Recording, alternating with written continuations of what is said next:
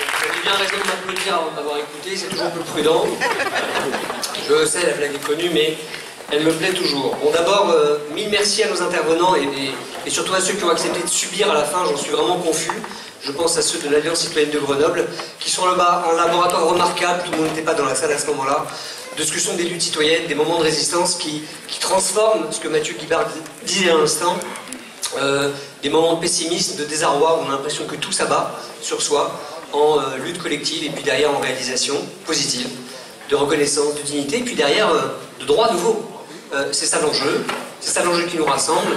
Merci encore de votre propos, pardon du temps, mais on remettra ça dans la télévision, dans des débats de ce type. Mais en tout cas, on vous a bien entendu, et vous êtes pour nous tous, toutes celles et ceux qui sont intervenus aujourd'hui, des exemples inspirants de ce qui convient sans doute de faire pour nourrir le nouveau modèle qui doit émerger, qui doit naître.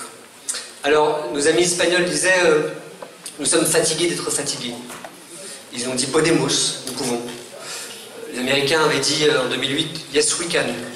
C'est-à-dire qu'ils ont voulu transformer une résignation, une colère, un abattement en énergie positive, combative, qui consiste à ne pas accepter l'inacceptable et ces dérèglements fous du monde, pour reprendre l'expression d'Amin Maalouf, qui voit aujourd'hui les exils, des guerres, des gens qui, tel le supplice de Tantale, ça a été dit tout à l'heure, pourraient, si nous nous en donnions communément et collectivement les moyens, avoir accès à l'essentiel des besoins communs, et pourtant, dès qu'ils se baissent pour y avoir droit, on le leur interdit. Pas chez nous d'abord, mais chez nous aussi en France. Et donc, ces moments de révolte qui nous perturbent tous, qui nous mettent en colère, doivent aussi être pour nous un point de départ. Edoui Plenel, qui est ici, dit souvent tout commence par dire non. C'est un peu vrai, c'est même beaucoup vrai. Et il faut transformer cette colère en énergie saine. Mais il faut savoir aussi ce à quoi nous sommes confrontés. Il faut essayer de comprendre ensemble ce à quoi nous sommes confrontés. C'est cette dépossession de souveraineté. Et ce que voulaient dire les Podemos, les Yes We Can, et d'autres formes d'ailleurs, qui ne sont pas forcément électorales, c'était la réaffirmation de notre commune souveraineté. C'était la réappropriation de notre indivisible citoyenneté, d'où qu'on vienne, où qu'on soit né, dès lors que l'on vit ensemble, et que l'on fait nation commune. Ça vaut aujourd'hui pour notre pays. Ce n'est pas rien que de poser cette question-là, à l'heure où on se demande, où on nous fait croire qu'il faut se demander qui serait plus français que les autres, qui aurait les mêmes droits que les autres, qui devrait payer pour les autres, pendant que quelques-uns, une petite minorité, tranquillement, avancent, pendant que nos petites et grandes divisions nourrissent le débat public. Il s'est passé quelque chose de terrible ces dernières années, car les méfaits d'un système financier capitaliste, l'égoïsme n'est pas non plus un défaut moderne, sans doute est propre à l'être humain, mais la crise de 2008 a accéléré beaucoup les choses. Et dans notre vision à nous, je parle de nous Français, nous de France plutôt, où nous avions l'habitude d'avoir un État qui jouait son rôle, plus ou moins, parfois plus que moins, nous n'en serions pas là sinon aujourd'hui. Nous avions un État qui encadrait, qui régulait, qui imposait, y compris au marché, y compris aux possédants. Et aujourd'hui, nous avons assisté de manière époustouflante à cette alliance extraordinaire entre l'État et le marché, où l'État a cédé ses représentants, ses gouvernants. Peu importe, et n'y voyez pas de polémique actuelle, ça n'a aucune importance.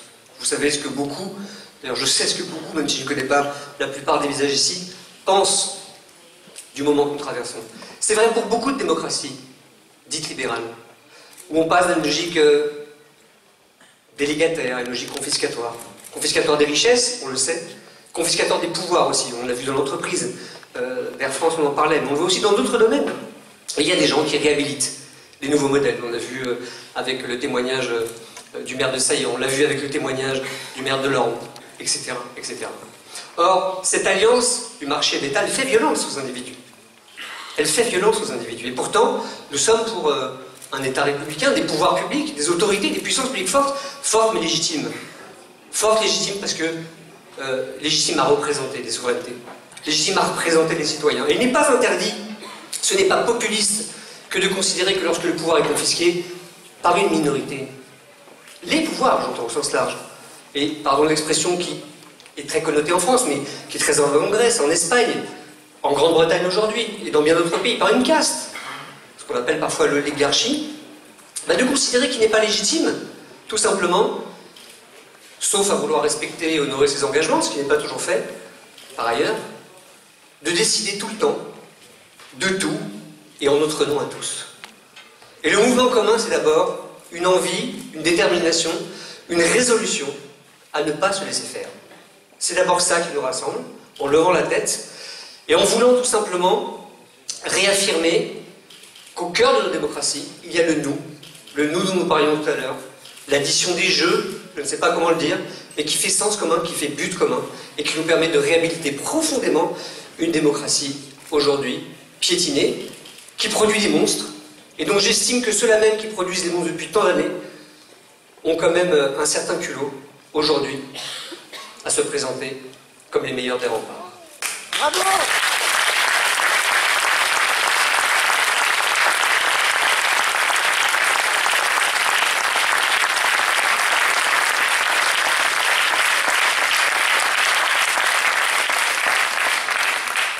Alors j'ai pris des notes dans la journée, dans les ateliers, dans les rencontres, donc pardon, c'est un peu parfois en aller-retour, mais il y a ce péril dont il faut qu'on parle quand même. Oui, c'est vrai, ici comme dans d'autres pays, pas qu'européens, les replis nationalistes, les crispations identitaires, elles sont là devant nous, dangereuses, les tentations autoritaires, vous savez tout ça.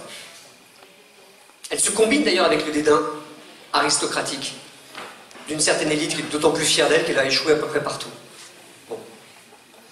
Mais la fierté, la grandeur de vous tous, de nous tous, pas qu'ici dans cette salle, de ceux qui ont signé, puis de ceux qui n'ont pas signé mais qui vont nous rejoindre, c'est justement de ne pas baisser les bras, de ne pas renoncer en disant tout simplement le refus des projets imposés d'en haut, de vouloir y participer, et de vouloir inventer, pas simplement dans l'aigreur, justement pas du tout dans l'aigreur, la nouvelle démocratie.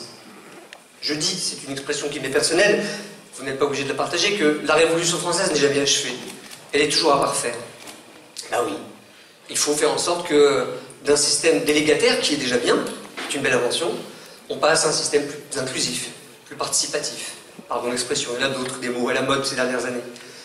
Pour comprendre que, où qu'on soit dans son territoire, dans son entreprise, dans son pays, on a le droit d'être associé.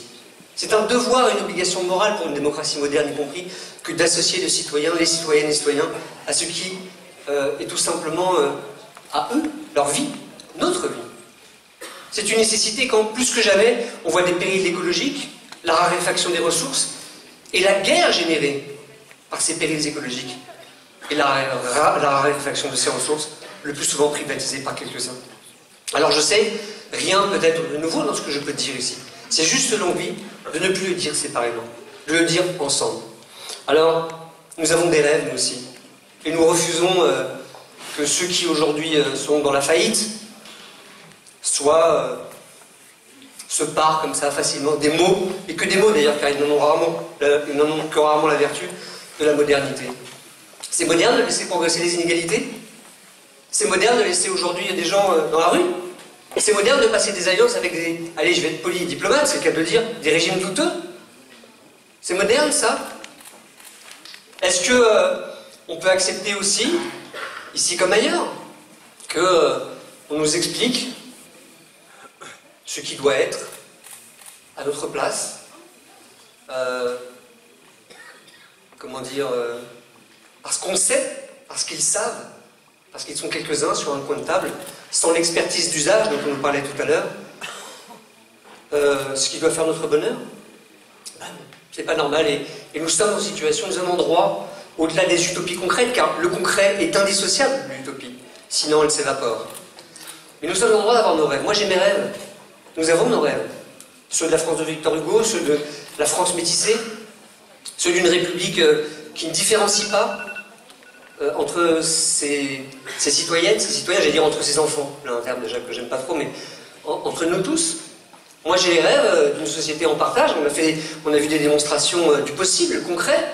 Pourquoi, dans le modèle économique, on privilégierait seulement, non seulement la quête éperdue des chiffres du profit, ça, je crois que tout le monde est convaincu comment dire, de l'ignominie de la chose, de la bêtise, mais pourquoi ce serait la société anonyme capitalistique la norme? Pourquoi ce ne serait pas la coopérative?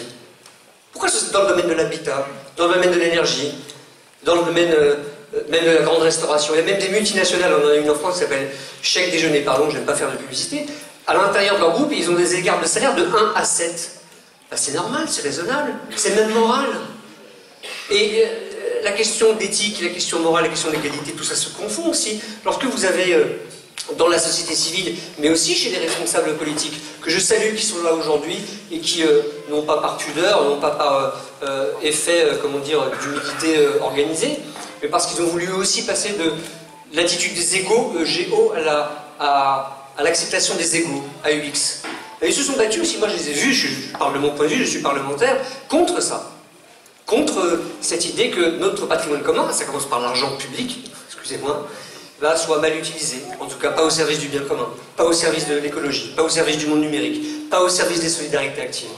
Nous voulons réorienter l'ensemble de ces politiques, et pour cela, nous, le nous, qui nous dépasse tous, passe d'abord par une appropriation commune d'un mouvement. Et avant de finir sur le mouvement, je voudrais dire un mot, parce qu'on m'a beaucoup posé de questions ces derniers jours.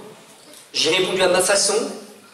Ça fait la 3e fois qu'on parle de lui ou de son média, vous ne voyez pas de comment dire, partenariat particulier, mais j'ai beaucoup plus développé dans Mediapart ce matin, ce que je voulais vous dire, ceux qui veulent auront le temps de le lire, mais on me parle de 2017. Ah, cette élection présidentielle.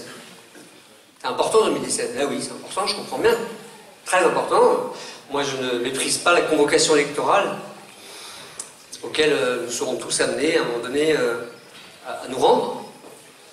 Et si le mouvement commun, d'abord par ce qui nous rassemble, par les gens qui le rassemblent dans leur diversité sociologique, Anna Bellin l'a rappelé tout à l'heure, dans leur détermination à reprendre les choses en main, inspire celles et ceux qui prétendent demain à diriger le pays en notre nom, à nous gouverner. Si c'est inspirant, tant mieux. Mais ne nous arrêtons pas à cette étape paralysante de la seule élection présidentielle, même si elle est importante.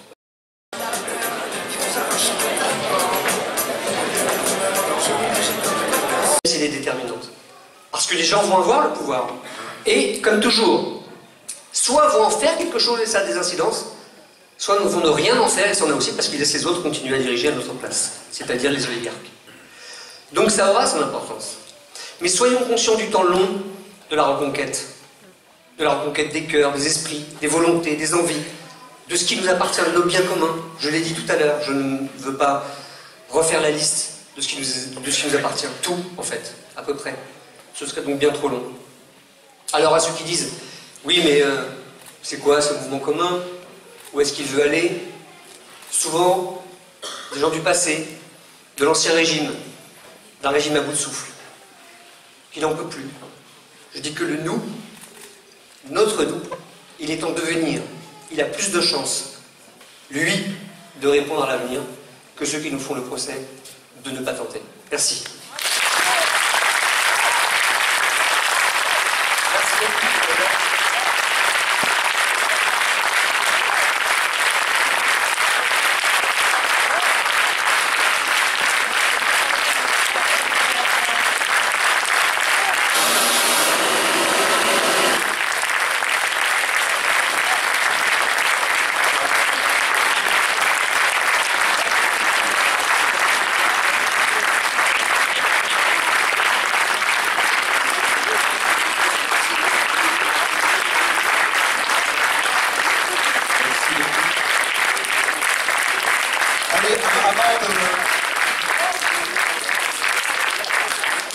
Merci de vous applaudir aussi d'abord. Oui, tu as oublié d'annoncer. Que des votations vont être proposées. Oui, que des votations vont être proposées. Très suisse. Adoption ou pas. Pour que nous adoptions ou pas les travaux des ateliers. Dans les prochaines semaines. Et ce, dans les prochaines semaines, on ne va pas faire ça tout de suite. Voilà, alors juste, j'ai encore 2 mots à vous dire. Il y a beaucoup de gens qui m'ont demandé pourquoi il n'y avait pas des restitutions cet après-midi, essentiellement des militants qui ont l'habitude que les restitutions soient décidées avant qu'il y ait les ateliers. Dans certains mouvements, je sais que ça se fait pas là. J'en suis désolé. Donc vous pourrez, si vous voulez voir la suite,